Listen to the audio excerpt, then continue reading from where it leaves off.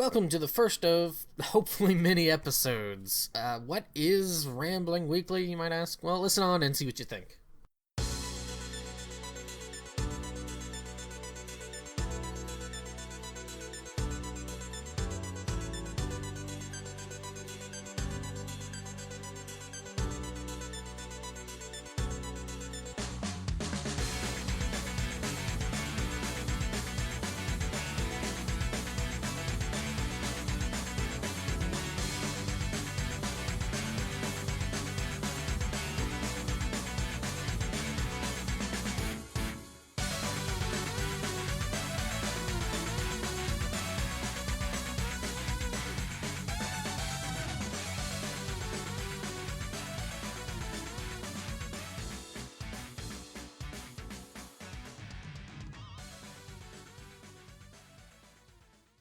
Welcome back. That little segment of the awesome song there was called Goshiki, and it is by Yuugen, who's an awesome, they refer to him as doujinshi, kind of like, I don't want to say aren't amateur, because that's just, they're not mainstream, I guess, but yeah, he's really awesome, and I will put links to his website, and you can look through some of the music he has on there and check it out. Pretty good stuff.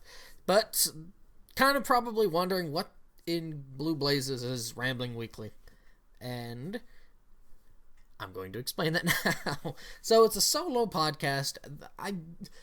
I'll probably have guests as it goes along, but at least for now, just myself, so I can get used to doing this, and so I'm not going, hey, I've only had two, but I need guests, and gonna bugger up everything. And that's not to say guests screw everything up. It's I'm already screwing this up enough as it is by myself. Adding in another person will probably just make me botch this even more. Hey! So, yeah. What's going to go on with this podcast? It's going to be broken up into different sections. So, this first one will, instead of me talking about what the hell this is, it's going to be discussing probably just what is going on during the week, and just some different musings and things like that. There'll be other sections as well discussing games or topics dealing with games, things, ideas, thoughts, and life, etc., etc., and just kind of going from there. The original name I was thinking of calling this was the Taylor Hour, which maybe you like that better than Rambling Weekly. Rambling Weekly does sound a bit of a negative with regards to the podcast name, but it's a play on words. Weekly. Yeah, I know it's bad, but it's better than Taylor Talk, because I was thinking of that, and then I thought, wait, there's TED Talk, and that kind of seems a bit pretentious to just kind of take that. So, and I know I've named videos that, but I completely, I hadn't thought of it until I was just thinking of ideas and whatnot for it. So I'm like, yeah, no. But looking to do this for about an hour, maybe less or more is okay, but at the moment, that's kind of the aim. So let's see if I can do that. It'll force me to either start wrapping things up a lot quicker, or to deal with the fact that I talk way too damn much. But that's what I'm shooting for. I will say things and bring up events, ideas, opinions, and thoughts you will disagree with, as my notes. Totally, I should get a bigger notebook, so I know I have little bullet points for things, and I write kind of big. So, but I will, I'll have ideas and stuff that you guys will disagree with, but I hope that in doing this sort of thing, you'll challenge my thinking with some really good opposing ideas and thoughts and whatnots. And I hope in doing this, I can challenge myself to kind of reason out certain ideas and thoughts that maybe this isn't such a good idea that I have, and replace it with a better one. I mean, that's what ideas are for. Your ideas are, you bring out your ideas and your thoughts and your opinions on things, and then you smash them up against the walls and of other thoughts and opinions and facts and all that sort of thing, and you forge stronger ones. Simple as that, right? So, if I do say anything that kind of peeves you, I hope we can still be friends. I mean, we're all different people, and I know darn well that whoever's listening to this will never agree on everything, and that's fine. I mean, take for example with Sushi or with Greg, RPG Swagman. As good of friends as I am with them, there are plenty of things we disagree on, and I still enjoy talking to them quite well, maybe not as frequently as I'd like to, just because of how situations have been and stuff like that. But every time I do get to talk to them, it has been an enjoyable chit chat. So yes. But yeah, also Power On will be continuing, both portable and eventually we'll get back to the quote-unquote standard episodes.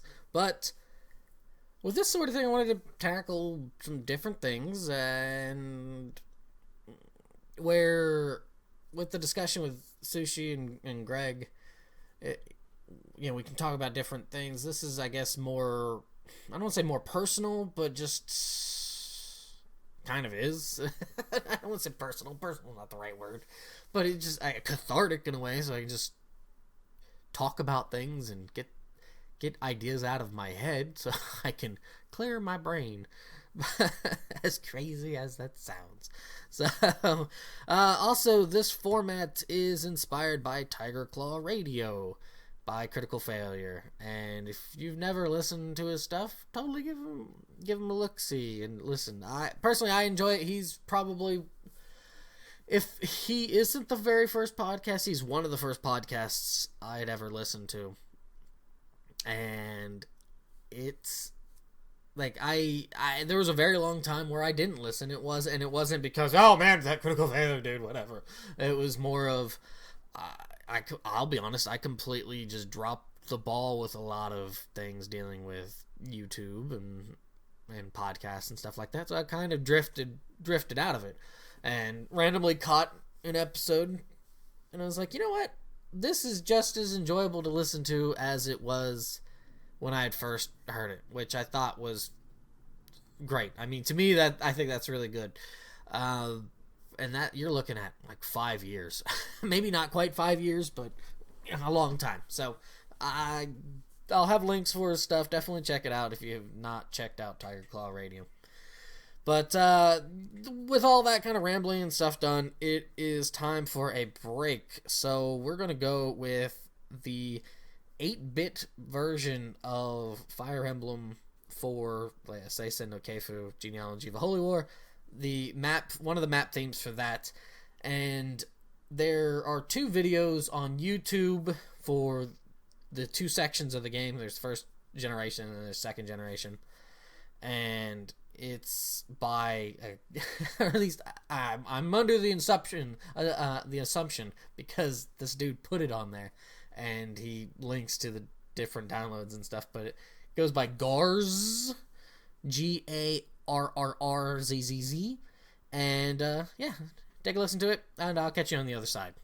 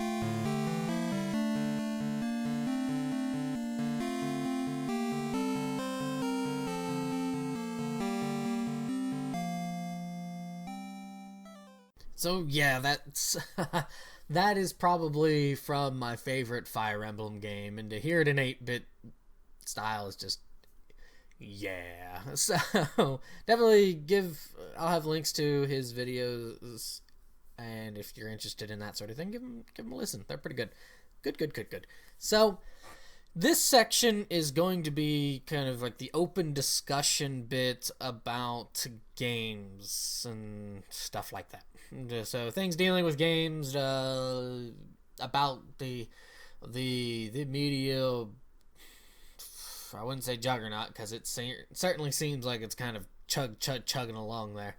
But this is an open discussion, and I wanted to do this about something that kind of came up about a week ago. It was with AlphaOmegaSin on Twitter. He had popped up a little poll. Well, that is a Freud would be proud of that little bit of dialogue there. But he had put up a poll about which was better for JRPGs, the Super Nintendo or the PS1. And I'm looking at it right now. The final tally came out to PS1 with 62%, and the Super Nintendo came out to 38%. And I am of the opinion for the Super Nintendo. Now, this is kind of interesting because I responded and put a few things, and the first few responses I had, I kind of think about it, and I have whipped this up here, and I'm like, oh, you know, my preference is for the Super Nintendo or Super Famicom. For me, you've got to have those two in there, because we're talking about, you are asking that question now, so you have to, for me, you have to take into consideration everything that's gone on from here till now and what's available.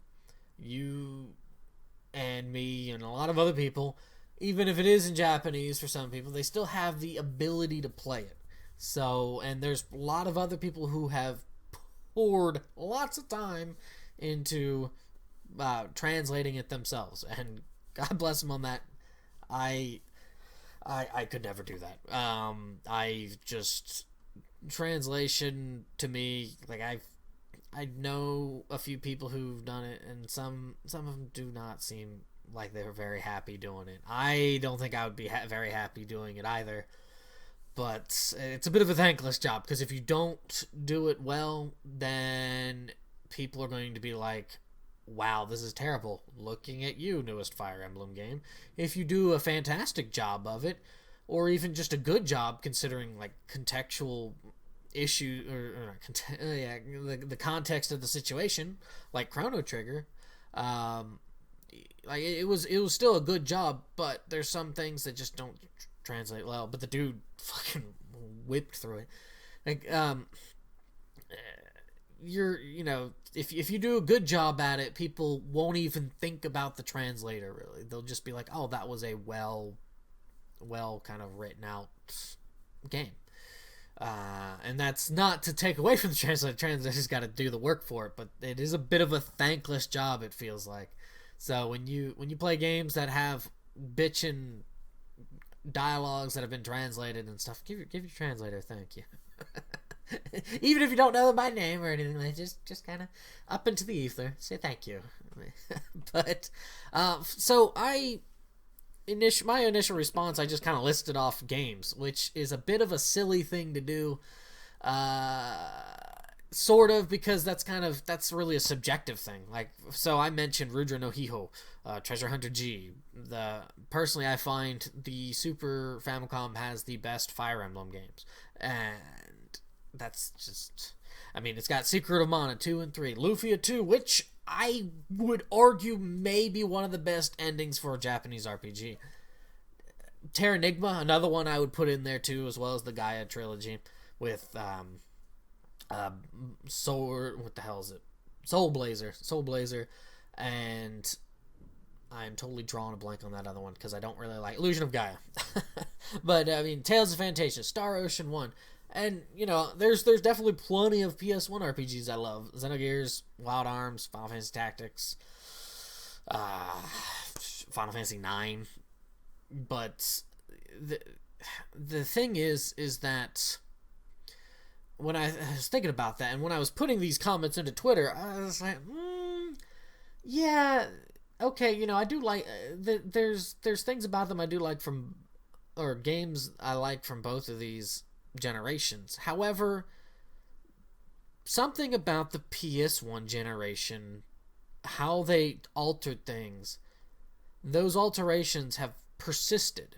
They were expanded upon in the PS2 generation with games like Xenosaga. Look at Xenosaga. Xenosaga here is much like with Metal Gear Solid. I mean, when you get into Metal Gear Solid 2, here are very lengthy cutscenes because we can, and a lot of people soured to that, and so you've gone from really, really lengthy cutscenes for most games seem to have been tapered down a bit.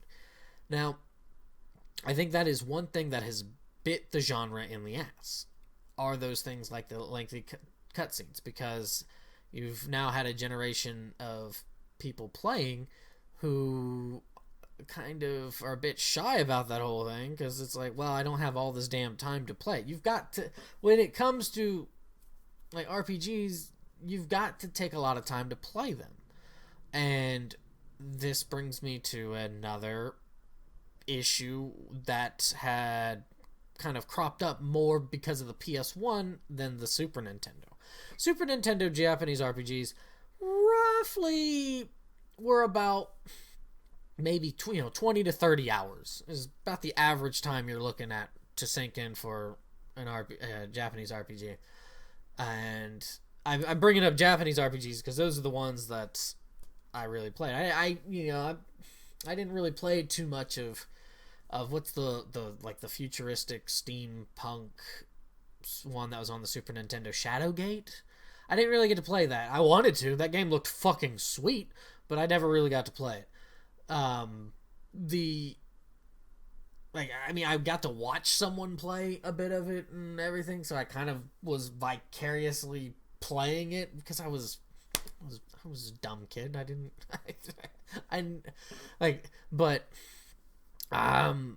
You go through that, and then, as I'm totally losing my thought on it, but generally you're looking at about 20 to 30 hours. Problem is that the PlayStation 1 pushed that another 10 hours, usually. You're looking to 30 to 40 hours to beat a game.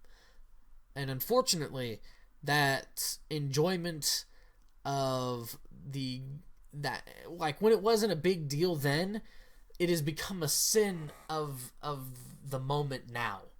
So, to me, yeah, okay, it was a good thing back then, but it is not a great thing now. People kind of to a lot of JRPGs because, well, there are time sinks. You have games like Bravely Default that, instead of trying to fix the problem or what is a perceived problem of random encounters, has a little button that you can adjust and just take encounters off completely.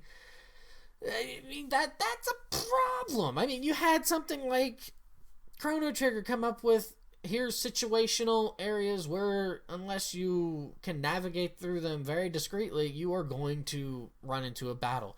Certainly, it made it a bit predictable when you're going through the area and backtracking, but for the first time you're playing, and even for a few times after you're playing, you don't mind. You can still play Chrono Trigger now and have a good time with it, because you're not having the tension of random encounters. And then when you get to PS1 era, yeah, you still have some random encounters and a lot of random encounters, but they did not find a way to remedy that as well, I don't think.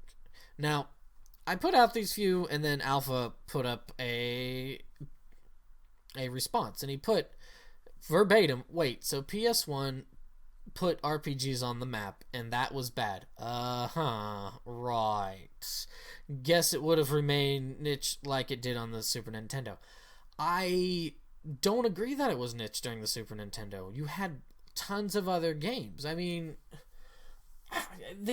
when you're selling millions of copies of a game, certainly definitely not in like the States, just because of supply and stuff. Well, maybe I'd have to look into it. But I know games like Chrono Trigger and the like. But I know those games have sold millions of copies. Super Mario RPG, I would put money on that game having sold over 1 million copies. Could I be wrong? Most certainly. But that is not niche. Not in that time period. It was certainly looked at as a bit more of a harder to get into genre, but it's like until the advent of Final Fantasy VII, it wasn't like nobody played it. Well, I wouldn't want to say nobody, but it wasn't like it was only a small group of people that played it. Depending on even what you want to consider a Japanese RPG, I would argue that Zelda, like A Link to the Past, is not so much, maybe. Well, now that I think about it, I guess it could. You could, because if I'm throwing Terranigma in there, why would Terranigma be considered an action RPG, but Link to the Past not? And then you get into the semantics of what's a role-playing game. A role-playing game is solely only a game that allows you to play any role you desire, or would you take it as a role-playing game can be that you play the role of a character that is provided? I'm in the latter camp, that if you're playing a role that is provided, that's still role-playing. Maybe not as wide of a breadth that you would like, but that's just my thoughts on that. Now, Final Fantasy VII made the genre blow up into crazy proportions, but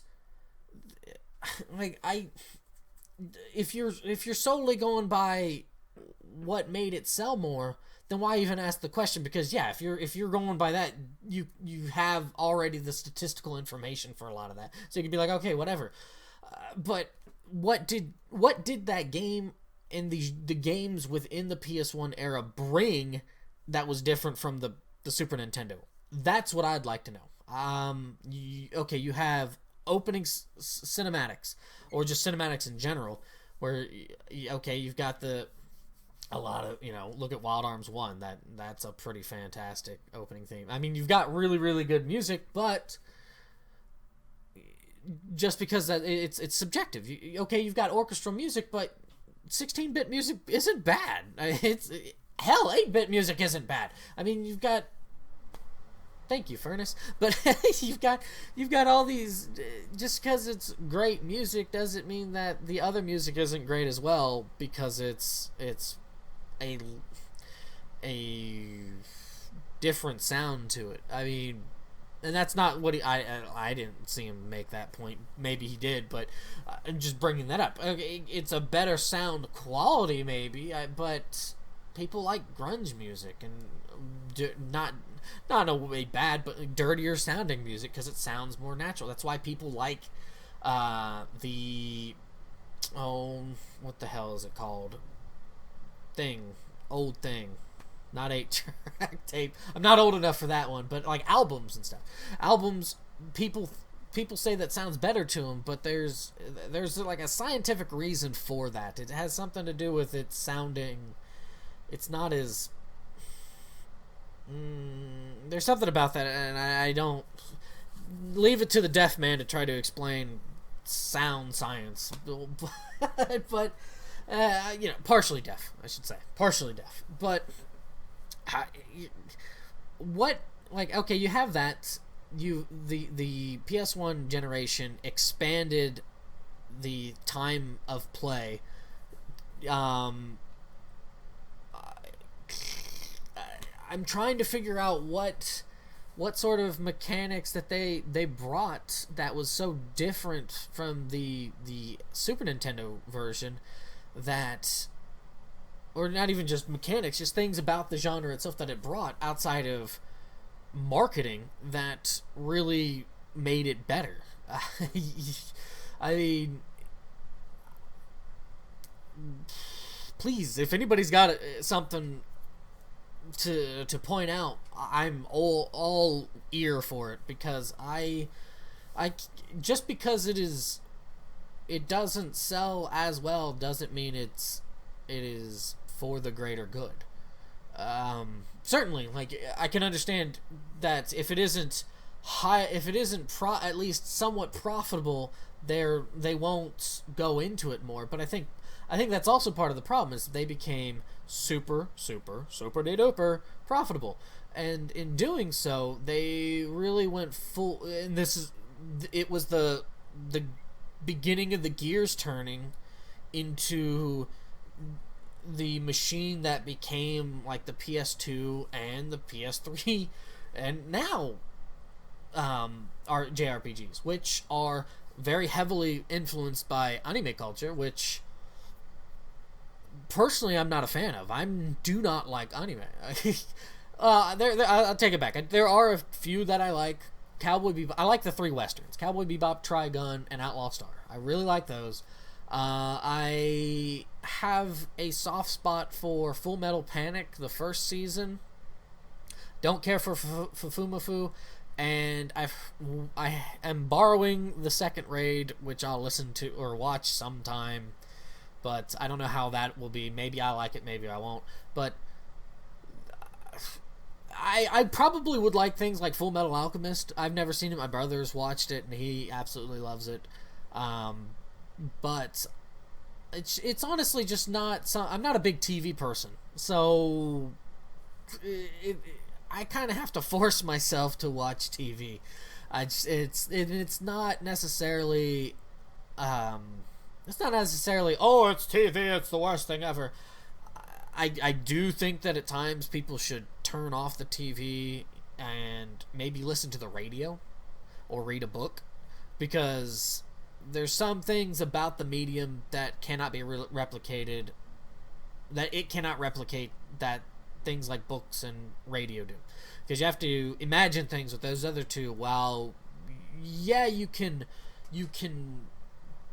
kind of think about what's going on with the show and put the pieces together, you're presented the visual image all the time. So, but yeah, I've kind of just curtailed that a bit. But I mean, you've got this really the heavily influenced anime stuff, which is why I'm not a big fan of the Awakening or this new Fire Emblem games. I have no desire to play them whatsoever, and I've rambled on about that way too much as it is. But you have that. You still have the problem of being lengthy, where I think something like Undertale, and I'm not a big Undertale fan. The humor isn't quite my thing. Music's fantastic, but the humor's not really my thing. The mechanic of play, like the defense is fine at first, but then outside of boss battles, it becomes very repetitive, and it's kind of like, well, you're doing the same thing, but at least when you are first playing it, it's kind of a miniature puzzle to unlock how to not hurt them if you go a pacifist route. And I like that. I thought that kind of thing was pretty cool. I thought, as rudimentary as the art looked, Toby Fox, I think is the guy's name. I think he did a fantastic job of the presentation of it. And then, of course, the music's phenomenal music. And for me, music is a really, really good thing. Story, really not so much. I didn't really care for it so much personally. To me, it was playing a finished product of an RPG Maker game, and that's not to knock RPG Maker people who make games or RPGs through that, but there are many of times that friends of mine who have been working on RPG Maker have made really ridiculous or very funny things, and kind of they have that, but then they try to make a moral statement out of it and stuff, and that's what this kind of felt like. But to me, from what I've read and what I've heard, he was just really just wanted to make a game, and that, all power to him, done phenomenal, and with kick-ass music, okay. But it wasn't a lengthy game, and with with PS1 games, 30 to 40 hours or so, going into PS2 games, which kind of pushes it even further with certain games. It finally kind of hit a fever pitch where lengthier games really did not suit a lot of people. Look at things like Bravely Default. Let's find ways to have random encounters, but then if you just want to get rid of them, get rid of them. I don't like that idea because I think that's kind of you're dismissing all sorts of tension that way. Yeah, you can over level and then completely dismiss tension that way as well. But if your initial way of doing a having enemy encounters is through random encounters, and then you put in something that allows people from the get-go to turn off random encounters, bit of a problem. To me, that's a very lazy way of remedying an issue that they know is there. Like, you could have even just left it off and have it be after you've completed a dungeon or something like that. That would have been, or even just floors. I mean, that would have been a bit better about it, I think. Now, back to the Super Nintendo PS1 thing. The one thing I can think of that's, I mean, there's definitely other cases where it wasn't, at least with the PS1 era, they seem to mature their stories a bit. There, you have Xenogears, for example. You have Tactics, but in the same breath, I say Tactics, there was also the Let Us Cling Together, Tactics Ogre. What? that game. While there was certainly some games in the Super Nintendo or Super Famicom catalog that had a bit more of a what would you say? I don't want to say mature as if it's a better. It's not being mature is better, but as you get older, you kind of seek those sorts of things out.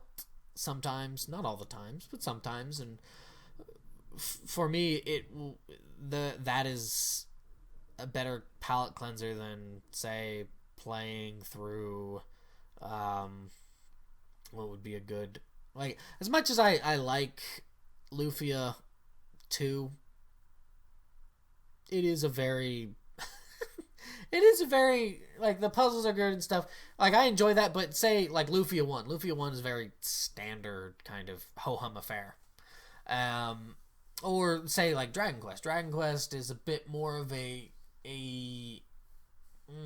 certainly there are some things in that are kind of depressing, but it doesn't tackle some things like with, and I would keep jumping back to the Xenogears. Xenogears has a very heavy, political, religious overtones and all that sort of stuff, and sometimes for me that's what, like I've said it before in blogs and stuff, or vlogs, whatever words, but to me that is the big I love doing that because I look into that, we'll see what inspires those sorts of things. But to me that is, I guess, some of the things that I think about that. There's not really, with the PS1, there, outside of the marketing and maybe a bit more advanced storytelling, which has really gone downhill, it's not, I don't really see any of these benefits over the Super Nintendo ones. And people can bring up loading times. Loading times is a natural complaint when you are comparing the two. And I think it is a good point because there are certain games that are on both of those consoles. Look at Final Fantasy V. Look at Final Fantasy IV. Look at Chrono Trigger. Final Fantasy 1 and 2. Ooh, no, they're not. Duh. But, there we go. Better. But, like, or Final Fantasy 6. I think that's a really good one. Final Fantasy 4, but I think that's a good complaint when you have those to sharing that, because if you add in load times, does that take away the enjoyment of the games that you can play without load times, or can you tolerate that to go through that? Like, I tolerated it for Final Fantasy V, but I hate that game. Like, I really don't like that game. Chrono Trigger, I don't remember playing on the PS1 very often. Final Fantasy VI, I kind of did, but I don't have any memories of it. Like, Final Fantasy IV, I played on the 3DS more than I did on the PS1. But I mean, that, like, when you're comparing the two, I think that is a proper argument to make. I mean, loading times are here to stay. It's just the nature of the beast. But look at things like Xenosaga and the lengthy times that it is to play that, and with here's that,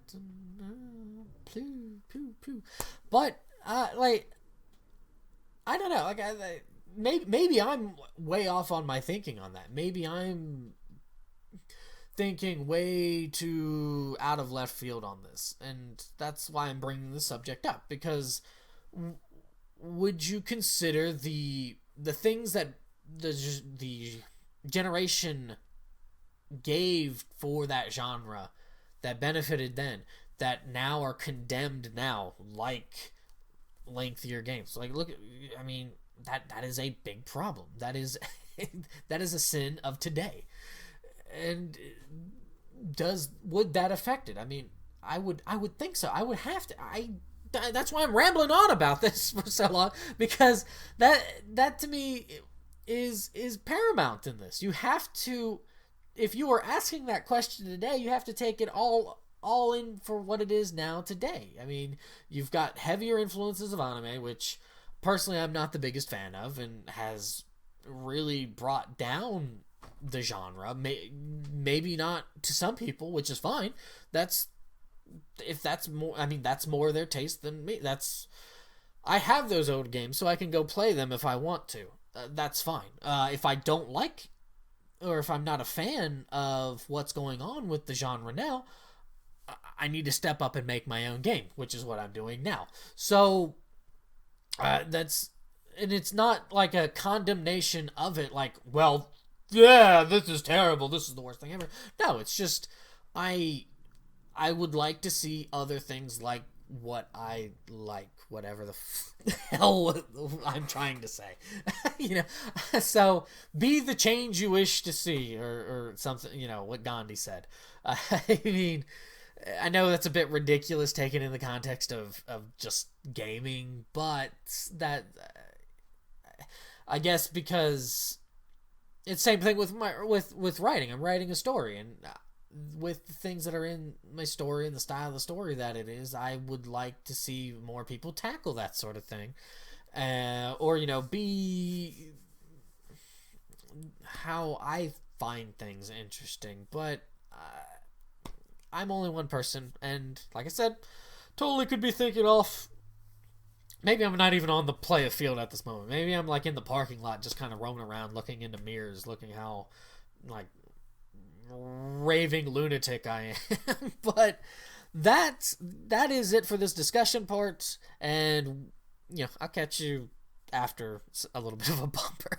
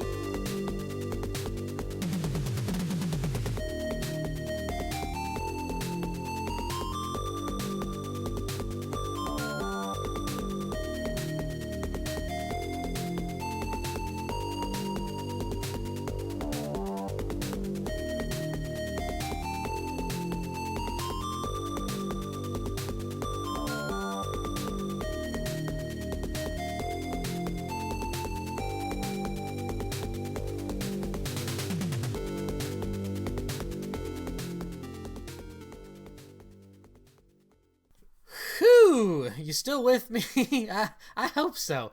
I don't know if I'm with myself now, but that was Dreaming by Yuzo Koshiro, and it's in the wonderful East series.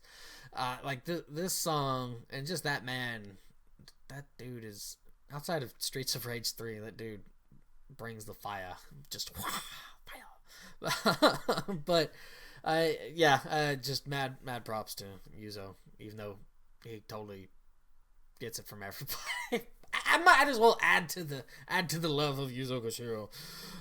But so this section would be dedicated to any comments, and eventually I'll be accepting audio ones as well. I just need to set up an email for it, a burner email or something, just because the email that I'm using now is really for getting work done. So, but since this first one, there's not going to be comments unless I just comment to myself in my head, and I do that enough as it is.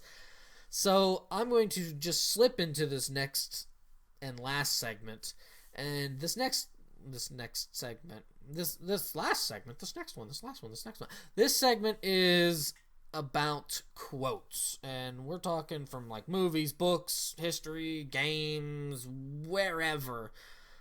Read it, we're gonna dissect it, how it makes me feel, and that's really, I guess that's the gist of this part here. I don't know, like, for me, I really like quotes. Do I remember them very well? No, I usually end up paraphrasing them. That's but I think the more you read them, the more you remember them. But I do like them because it reminds me that other people go through their own shit, and their way of dealing with things may be similar to how I feel. So it's like you're not alone, to tip my cap towards Final Fantasy IX, but you're not alone feeling when I read some of these things. And sometimes it's just a very interesting idea and concept I may not agree with, but I'm kind of like, that's a really interesting way of thinking. So this first one comes from Marcus Aurelius, my homeboy I love so much. He was he's the last of what it was referred to as the 5 good emperors. And from what I remember, that phrase, the 5 good emperors, is coined by Machiavelli, so, which is kind of interesting because it's Machiavelli. But so I mean, you have Nerva, Trajan, Hadrian, Pius, and then you get to Marcus Aurelius. And the thing is that, like, Machiavelli thought that the reason why they may have been such good emperors is that they were like adopted.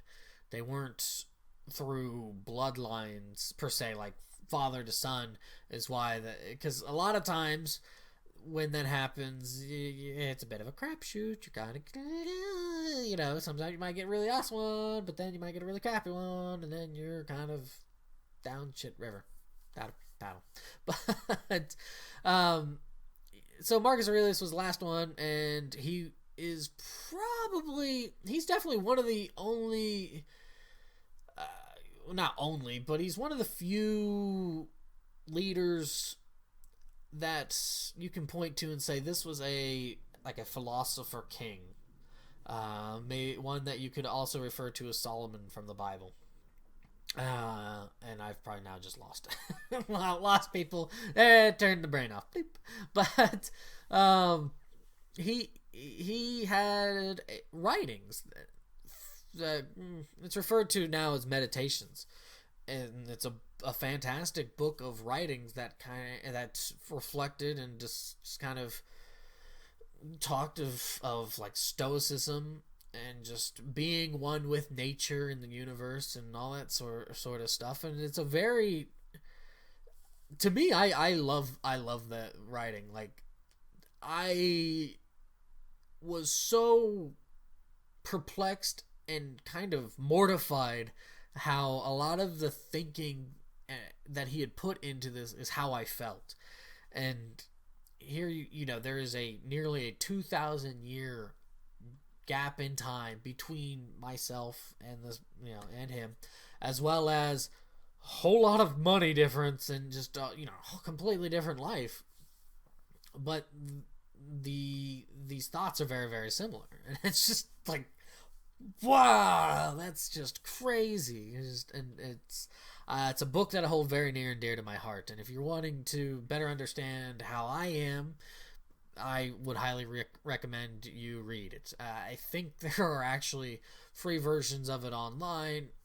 I mean, if you buy the book, it's not like you're paying him anything. So, I don't know. Give it a read. It's very interesting. And here's the quote. When you wake in the morning, tell yourself, the people I deal with today will be meddling, ungrateful, arrogant, dishonest, jealous, and surly.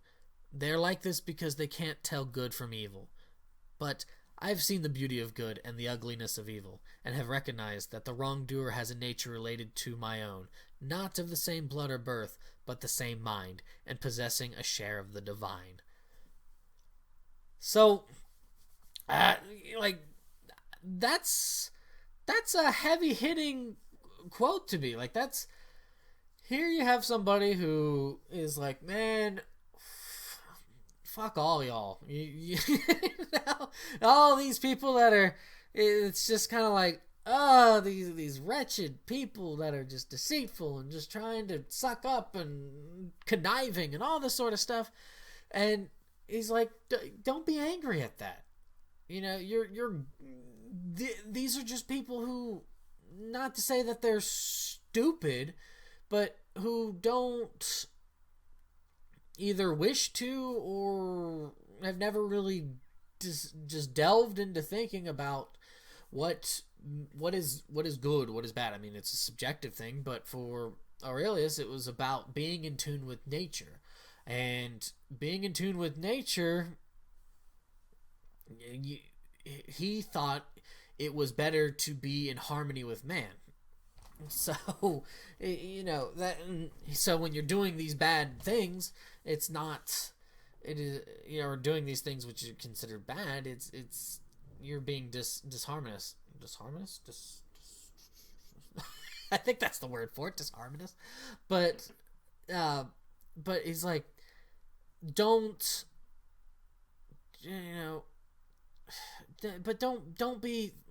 be a dick back to him, because then you yourself are falling into that same kind of wrongdoer mentality. And he said, and possessing a share of the divine, but the same mind.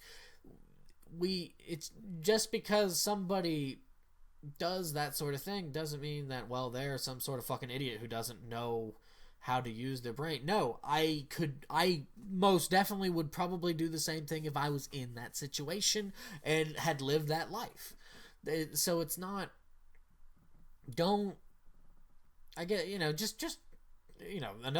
a very interesting way of, don't replicate being a dick and learn to understand and love fellow men. I mean, it's men and women, of course, but I mean, that's to me just a very, because I think this sort of quote would be fantastic for people who have to work in like any sort of public service jobs, like say McDonald's or just fast food, or customer service, or working at a grocery store or Walmart or wherever. Even just places where you have to deal with people a lot. I think, to me, reading this sort of thing, it helps, because you just kind of calm down. All right, don't worry about it.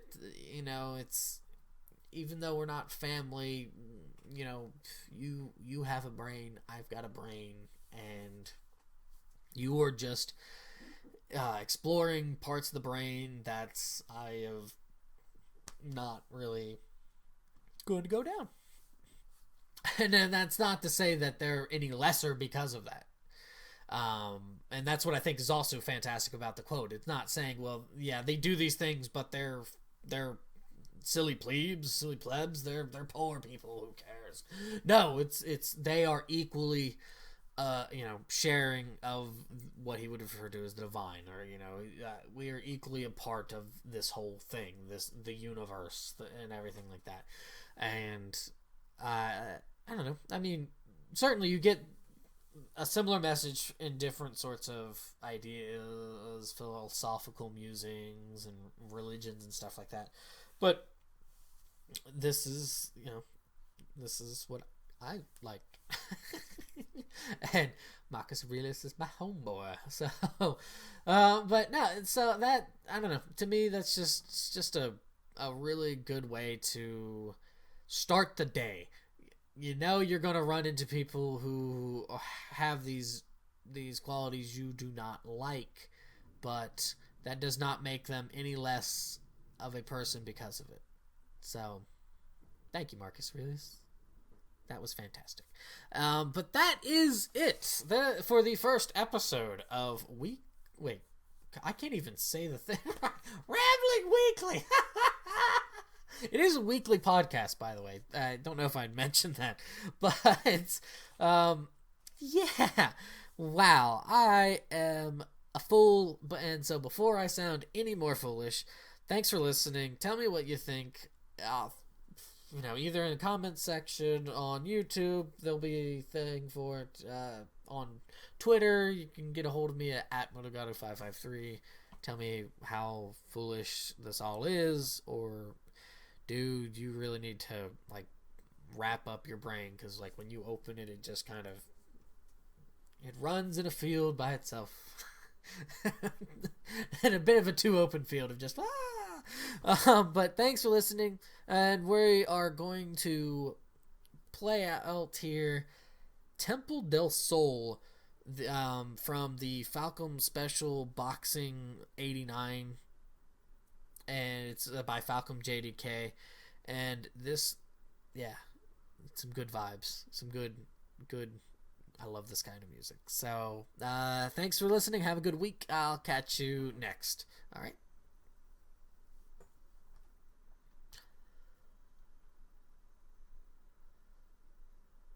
Actually, I shouldn't say I'll catch you next. That's kind of a weird. I'll catch you next time. No, yeah, I'll catch you next time.